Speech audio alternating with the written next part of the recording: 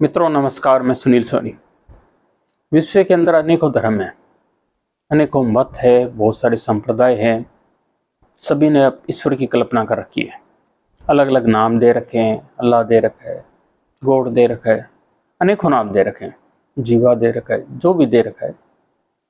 और कल्पना कर रखी है कि थर्ड पार्टी ईश्वर, कोई बाह्य वस्तु है जो स्वर्ग वगैरह जहाँ भी रहती है। ईश्वर की कल्पना कर रखी है मनुष्य। जानवर ने किसी प्रकार की कल्पना की नहीं, मनुष्य ने जो कल्पना की थी ईश्वर की, वो इसलिए की थी कि मनुष्य के दिमाग में था कि कोई ईश्वर नाम की कोई ऐसी शक्ति, परम शक्ति होगी जिसको ब्रह्मांड को चला रही है और उसने इस ब्रह्मांड को बनाया है। ऐसी कल्पना हर व्यक्ति ने कर रखी थी। परंतु दो संप्रदाय ऐसे हैं जिन्होंने किसी प्रकार की ईश्वर की कल्पना बाह्य न करके आंतरिक कर रखी है। एक तो है नवयान और एक है नव वेदांत। उन्होंने कैसे कर रखी है उसके बारे में अपने चर्चा करेंगे। नव वेदांत, वेदांत दर्शन से आया हिंदू धर्म से की फिलोसॉफी से, वेदों से वेदांत बना। ये वेदांत यानी उपनिषद, ब्रह्मसूत्र और गीता, इसके ऊपर जो भाष्य किया जाता है उसे वेदांत कहा जाता है और उसको आचार्य की पदवी दी जाती है।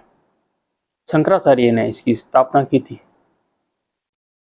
और 800 ईस्वी पूर्व की थी। 800 ईस्वी में की थी, 800 ईस्वी पूर्व नहीं, 800 ईस्वी में की थी। जिसका मतलब है ब्रह्म और ईश्वर एक ही है, कोई अलग अलग नहीं है। ब्रह्म सत्य, जगत मिथ्या, जीवो ब्रह्म नापरा। यानी ब्रह्म सत्य है, यानी चेतना, जो मनुष्य की चेतना को उन्होंने ब्रह्म कहा है। चाहे वो आंतरिक हो चाहे बाह्य हो। बाह्य जो पूरी ब्रह्मांड की चेतना है वो ब्रह्म हो गया, और जो मानव की चेतना होगी वो भी ब्रह्म होगी, परंतु उसका पार्ट होगी एक तरीके से। ब्रह्म सत्य, जगत मिथ्या, यानी जितनी फिजिकल रियलिटी दिख रही है हमारे को ब्रह्मांड के अंदर, वो परिवर्तनशील है।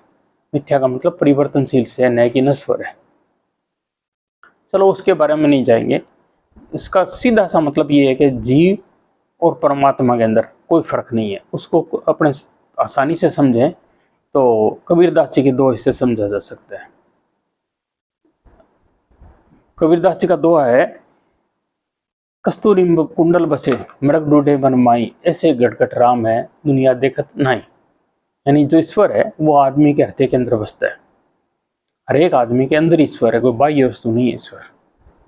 इसी तरह नव वेदांत है, उसकी स्थापना जो की थी वो विवेकानंद ने की थी एक तरीके से। नव वेदांत बहुत सारे हैं वेदांत के अंदर, जिसके अंदर शंकराचार्य के बाद में जो उन पर जो जिन्होंने रिसर्च की, बहुत सारे थिंकर थे। राधा कृष्ण थे, विवेकानंद थे, गांधी जी भी उसमें रहे हुए, अरविंदो भी रहे हुए, उसमें राजा राम मोहन राय भी रहे हुए, दयानंद जी ने अपने यहाँ कोशिश की है। तो विशेष रूप से अपने विवेकानंद की बात कर सकते हैं। विवेकानंद ने इस पे काफ़ी जोर दिया था। दयानंद जी ने इस हिसाब से हिंदू धर्म का सुधार करने की कोशिश की थी कि जो वैदिक जो सिस्टम था अपना, जो वेद थे उसके 4 भाग होते हैं। उसके अंदर वेद हो गया, आरायण हो गया, ब्राह्मण हो गया और उपनिषद हुआ। वहाँ तक ही धर्म, हिंदू धर्म को माना। और विवेकानंद ने अपना अलग सेटअप दिया। उन्होंने ये कहा कि जितना भी हमारा धर्मशास्त्र है वो तो हमारे एक तरह से ओल्ड टेस्टामेंट हो गए।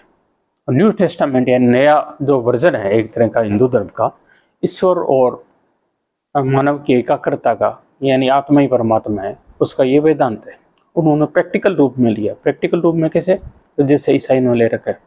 ईसाई क्या करते हैं कि वो या तो स्कूल खोल लेते हैं या हॉस्पिटल खोल लेते हैं और वहाँ सेवा वगैरह करते हैं, उसी से ये धर्म प्रचार करते हैं। तो उनको सेट ठीक लगा विवेकानंद का।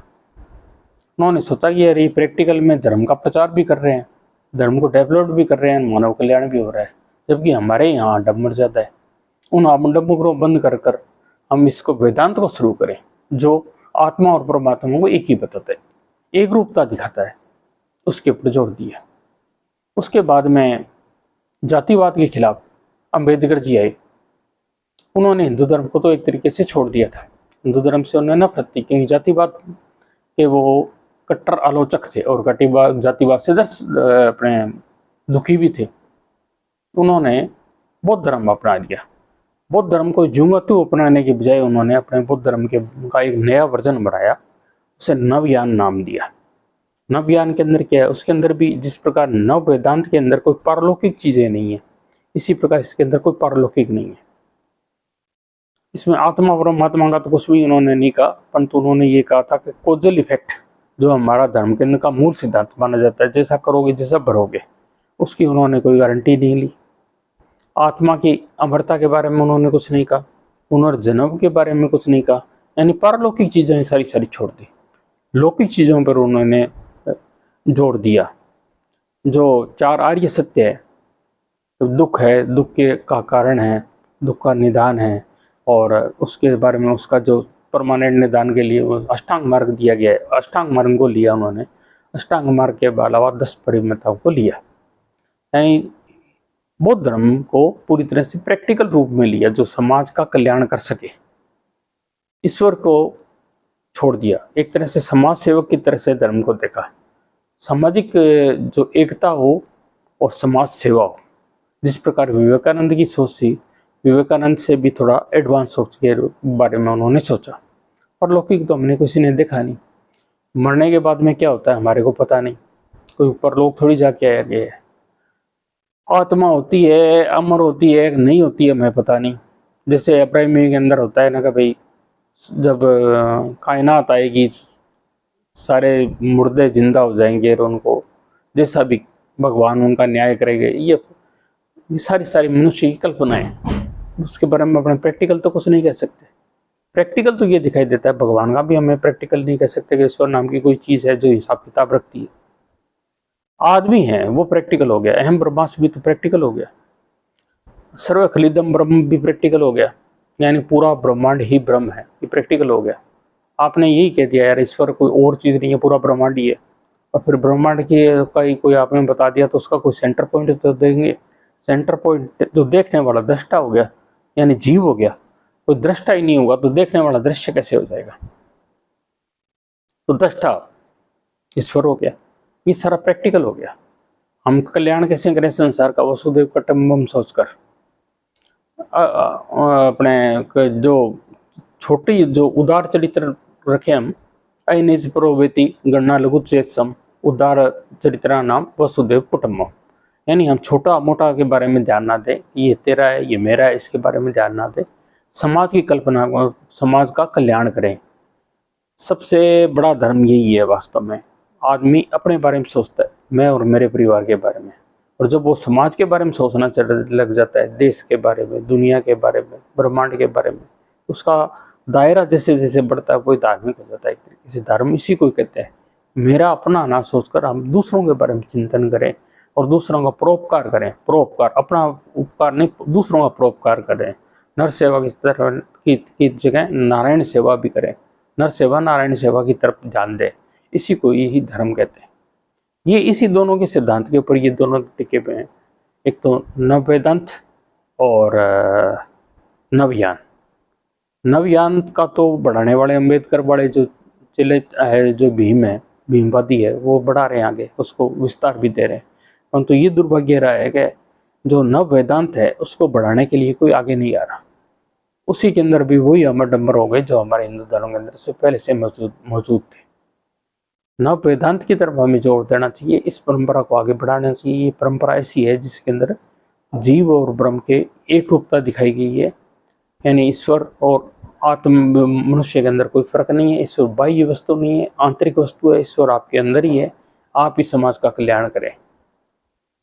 ईश्वर की पूजा करने के बजाय समाज का कल्याण करें, इसका कहने का सीधा मतलब ये। पूजा करने से यदि कोई ईश्वर को मान रहा है, आपका भला कर रहा है, इसका मतलब तो ईश्वर खुद ही रिश्वतखोर हो गया, ये नहीं हो सकता कभी भी। ईश्वर को मस्का लगाने की चीज़ नहीं है। इसका मतलब आप प्रैक्टिकल करें, जैसा कर्म करोगे जैसा फल मिलेगा। आप आम बोओगे तो आम ही आपको प्राप्त होगा, यदि आप बेर बो रहे हैं तो बेर ही आपको मिलेंगे। कहने का सीधा भाव ये कर्म और कर्म फल के ऊपर आधारित है नव वेदांत, और इसकी गारंटी भी नवयान के अंदर नहीं दी जाती, वो पूरी तरह से ही प्रैक्टिकल है। सिर्फ आप अपनी जिम्मेवारी समझे समाज के प्रति, अपनी लायबिलिटी समझे, समाज का भला करें, और ये सारा कुछ छोड़ दें कि हमारे को इसका बेनिफिट मिलेगा।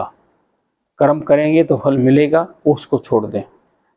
यानी कहने का मतलब जो भी कर्म करते हैं गीता के अंदर लिखा हुआ है ना, उस हिसाब से कि भाई हम कर्म करें और फल की इच्छा छोड़ दें।